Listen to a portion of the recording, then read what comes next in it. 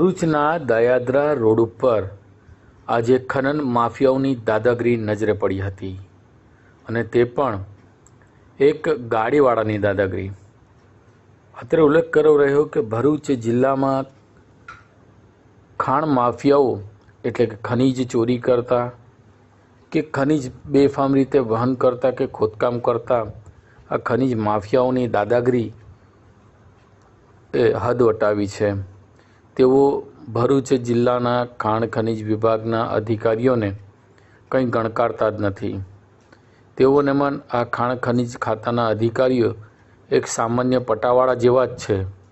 ત્યારે આ ખાણ ખનીજ અધિકારીઓ ભલે ડંફાસો મારતા હોય પરંતુ તેમની ડંફાસો માત્ર ડંફાસ પૂરતી જ રહી જાય છે।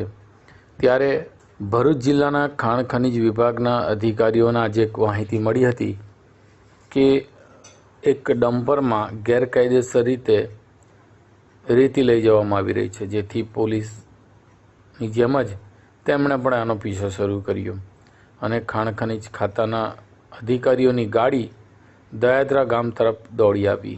આ દરમિયાન દયાદરા ગામ પાસે જ આ ડમ્પર નજરે પડ્યું અને આ ડમ્પર ચાલકને પણ ખબર પડી જતાં તેણે પણ પોતાની માફિયાગીરી હોય અને તેમના ઉપર ખાણ માફિયાનો હાથ હોય તે રીતે ટ્રક ચાલકે રસ્તામાં જ ખાણ ખનીજ ખાતાના ગાડી આગળ જ પોતાની રેતી ઠાલવી દીધી અને બિંદાસ તે ગાડી હંકારીને લઈ ગયો। ખાણ ખનીજ ખાતાના અધિકારીઓ ફોન કરતા રહ્યા। આવો એક વિડીયો આજે ભરૂચ જિલ્લાના સોશિયલ મીડિયા ઉપર વાયરલ થયો।